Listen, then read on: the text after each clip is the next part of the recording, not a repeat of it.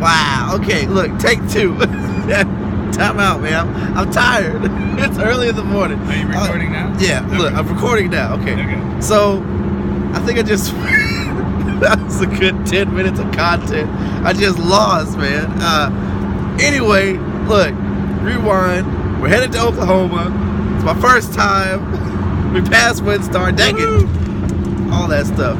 Look, so I thought I was recording earlier, and I was not. So I just, man. You're fired. Rookie mistakes. This is my father-in-law. This is Steve.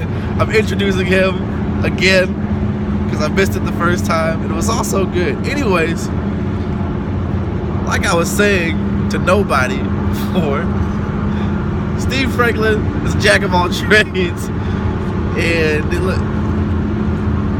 he's very desirable in all the workplaces he goes to because he's got such a great work ethic. And I feel like we're very similar in that respect. Hopefully you guys can hear us because of the road noise, but I'm gonna ask Steven here what he feels about work ethic and how does that play into maybe future opportunities, no matter where you're at, and what he's seen. Steven is also a teacher. Been a teacher for how long? 15 years. 15 years. So I'm not a teacher right now. Oh yeah, I know. I mean, but I guess in my opinion, Steven has probably seen the consequences, both good and bad, as far as work ethic from very early on to adulthood now. So, all right, Steven, once again, sorry, I missed it. What do you think about work ethic and the influence it has on today's generation? And also, obviously, look, it's no secret, he's older than I am, okay? But, so, I guess the question I have for you is, today's work ethic versus back in the day ethic, like when you were younger, how does that differ? And what are the consequences, both good and bad, that you have seen, in kids that you have mentored, worked with in high school, and, where you see those kids today, and then also, some of your older peers? I mean, how does work ethic play in? What do you think about it? That's a lot of questions. I know, I mean, look, just take it bit by bit. Okay. So work ethic, first off, I think I learned a lot of it just by observing my dad. And I never watched him. All I did is I knew that he went to work, provided us a good life, and then he came home. So I never really had the opportunity to watch him at work. But I mean, what else are you gonna do other than work when you're there? So I think that it's very true that they say that good help is hard to find. You talk to managers, anybody, I've been in management before, it is very difficult to find people that have the same work ethic that I do. And so I expect whenever somebody goes to work, no matter what job it is, whether it's slinging bounce houses, whether it's serving drinks, whether it's teaching, I don't find very many people that have the same, and it's not to toot my own horn, but it's just, I have a certain expectation, and I don't find that many people that have that same that live up to that. And so you just basically make yourself more valuable. You just put your head down and work. Do what you're told. I learned a few years ago, and this is kind of the bad as to what I think Josh was talking about. So there's good and bad with all this work ethic stuff. Because whenever you see things and there's room for improvement, I have offered my opinion on those abilities for the company to improve in certain ways, and all it's done is bite me in the ass. So I learned from that is don't offer your opinion unless you're asked for it. But your opinion will be valued if you work hard and show that you're a team player. So just be patient, and they will eventually want your opinion, and then, respectfully unload on, or whatever the case may be. But Yeah, over the years, and it's kind of frustrating for me in that I think the old generation was one that would find a job and they would work there for 30 or 35 years, and then they would retire and be fine. Yeah. Our generation, my generation, your generation, or whatever, I guess kind of I'm on the in between that generation and this younger group, where I have always worked a job for 2 or 3 years and then I've switched gears. I've taught for 15 years, but I've never been at one school more than 4 years. And, I kind of get complacent, I kind of get bored.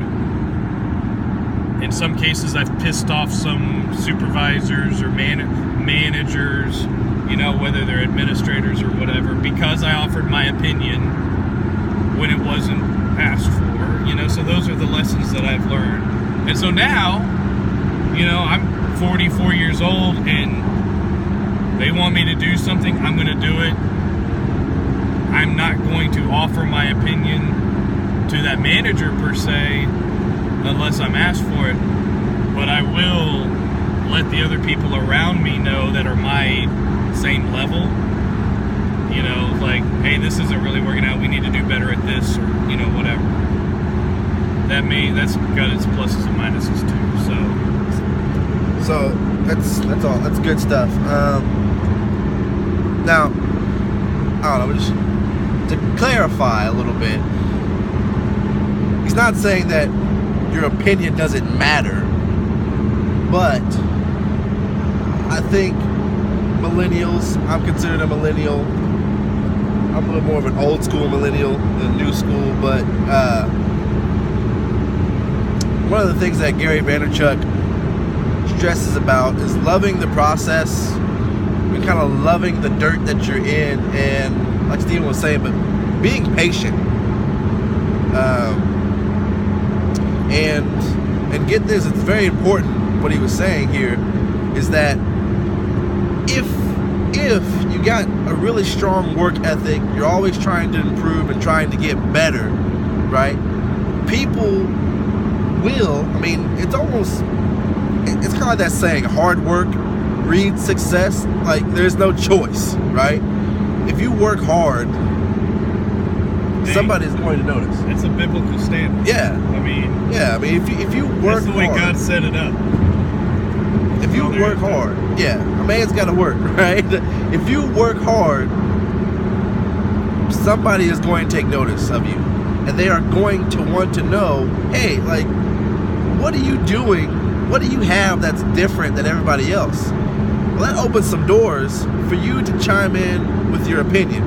Now, for me, I've learned the hard way too. Like, you gotta be invited to the head of the table before you walk up there with your chest all puffed up and thinking you're right about everything. Because there's still things that I don't understand on a business subatomic level, that I look at something and I go, why do you even do it like that? Now, there are some occasions. Amazon? Yeah. There's so, y'all, you can't say that anyway. Sorry. Yeah, anyway. So there are some situations where I look at stuff and I'm like, why do you do it like that? And in some cases, I may be correct. In some cases, I just don't know about yet. But what we're saying here is hard work breeding success. Somebody will take notice of you and they will ask you your opinion, because they know just in your work ethic, your work style, that you're getting things done more efficiently, in a better way. My dad told me this, like, hey, check out everything that's going on. If you have an opinion about something, write it down. And in Steven's case, keep it to yourself. Keep it to yourself until you are invited to the head of the table, basically. Yeah, but for me, it's kind of the same thing. I get bored, and that is kind of what this journey is about. Is I don't want to be bored doing stuff anymore. Like I want to be in a position where I actually love what I'm doing, and in the next 10 to 20 years will fly by because I'm enjoying it so much. So that's why that's why we're doing this, guys. I mean, like I said before, I mean, the reason I even started working, and Steven works at Buena Braza as well. One of the main reasons that I started working at Buena Braza was because my inner circle of people, I'm pretty sure, is not worth 6 figures, you know, or plus. So, and my goal is to get some higher quality, like I said, my friends are great. I love my friends to death, right? But they are not making 6 figures. They're not making strides to build empires or businesses or anything like that. But for me, I am, right? So the whole reason I have my oil and gas job is because I met somebody at that restaurant. Right. You know, and he's a multimillionaire, and networking is huge. Yeah. You don't realize one of the lessons that I wish I would have learned in college, aside from all the studies that I did, is how important networking is. Because there are friends of mine who I knew in college who are now multimillionaires. And if I would have networked with them a little bit better, hey, there might be a little scratch left over for me, you know? Yeah. And networking's huge. Yeah. And it doesn't mean that you're networking just to siphon off of them. Right. It's just that you're networking because the more opportunities you create. Yeah. And that's really all it is. And so you don't want to be fake about it. You want to be genuine because people can see right through that. Yeah, absolutely.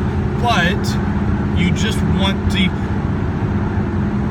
You don't make the shots you don't take. Yeah. You know, that's all there is to it. You kind of piggyback off of that. I used to work for Steven too. Used to work for a company, a roofing company.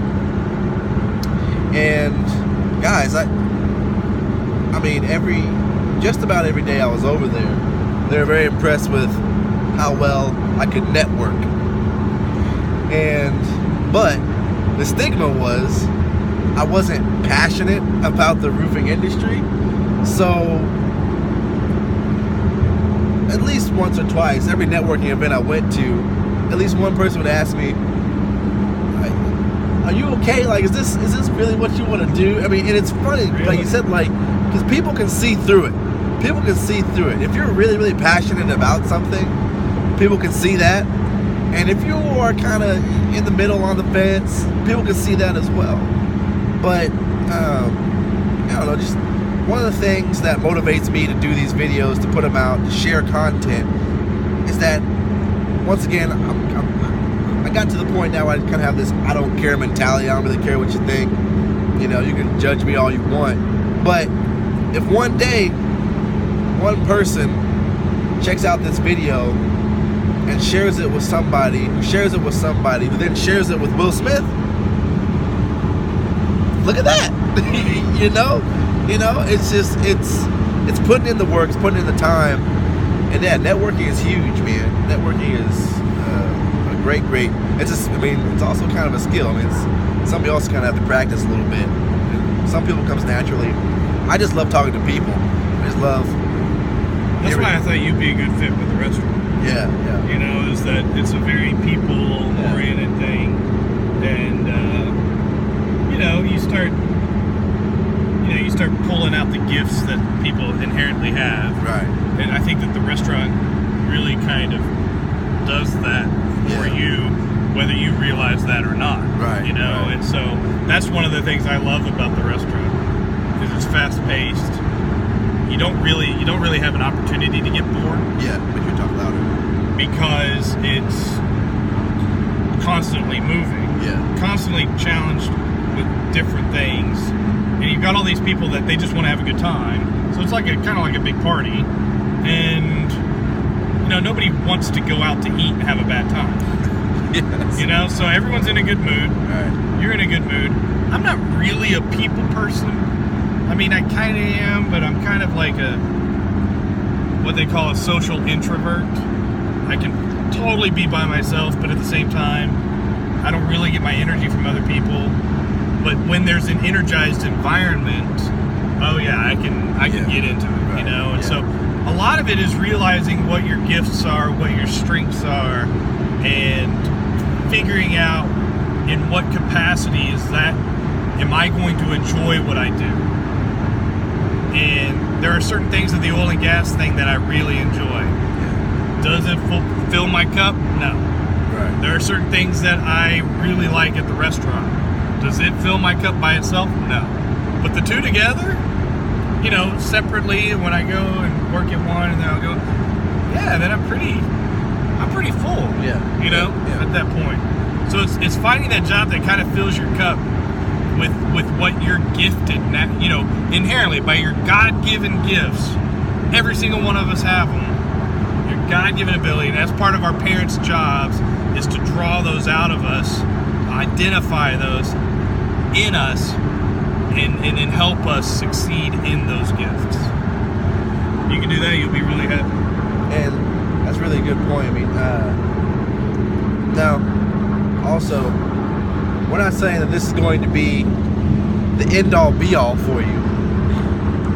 But, kind of like I was telling you guys a little bit ago, stepping out of your comfort zone. I've never served before. Okay, I mean, I worked at Starbucks, that was the closest thing I got. But, once again, attention is about intentionally paying attention to what you are doing day in and day out to better yourself and to get you to point Z, or like I'm telling you guys, to that Q position. Like I said, it was just a way for me to expand my circle, to really involve myself with people who have created, empires, successful businesses, and are doing and are operating in their talents, right, to the fullest ability. Because I haven't seen that yet. I have friends who are, going to school, going to college and stuff, but who aren't working in the field that they even really want to work in. But at Warner Bros, I think it's a little bit different. You got businessmen there who are operating at a different level of talent and gifting. Not that you don't have that same ability, but they just took it to the next level and they wanted to do it, so they went after it and they actually just did it. So that, I think that's really, really good. So like I said, I mean, it's just, sometimes you got to do that, guys. You got to step out of your comfort zone. I could have gone to work at another sales place. Sales is not my gifting. My gifting is talking to people. And I think one of the natural things that people look at me or Steven and they go, oh, you're good at talking to people, you must be good at sales. Not necessarily. I'm just good at relating to people, and people relate to me and they buy stuff from me. I mean, that's kind of what it is. But we're, like I said, we're on the road here, heading to Oklahoma. We're in Oklahoma right now. Ardmore. But we're headed to Norman. But yeah, man, I just wanted to post a little video for you guys. We're hitting 18 minutes on this one. Good Lord, it's our longest one. But I want to thank Steven for being put on the spot, answering some questions for us, and we'll get Steven on here a little bit more, man. We're trying to figure out what he could be doing for us, because he's a talkative one. I feel like Steven doesn't meet a stranger. I'm kind of the same way. I can talk to anybody. Just go up to him, kind of chit chat, network, and whatnot, and have a good time. But anyway, thank you guys for watching. We're getting a huge response, guys. Got a lot of big things coming for you guys, and just recently got the CEO and founder of ID Life, this really large, booming and growing network marketing company. I think it's pretty cool, and he was very interested in doing an interview with us, so I'm in cahoots with him, emailing. And guys, hey, I'm on the road, but I'm about to send out some emails and stuff. Look, all you really need is your phone to do something. Doesn't take a whole lot, right? We're talking about just stepping out, doing something little by little every day. Put your goals up someplace where you can see them every day. I got my notebook with me. It's in the car here. It's got my goals on it that I still need to get done for the day. But anyway, love you guys. Just want to encourage you to step out, work on your work ethic. Not everybody has it. Not everybody has it, but it's something that can be practiced, something that can be worked on. And brother to brother, brother to sister, I encourage you guys to work on it. I encourage you guys to step out of your comfort zone, expand that inner circle, And one day someone may be coming up to you, asking your opinion. That one person could be the one that skyrockets whatever you're about to do.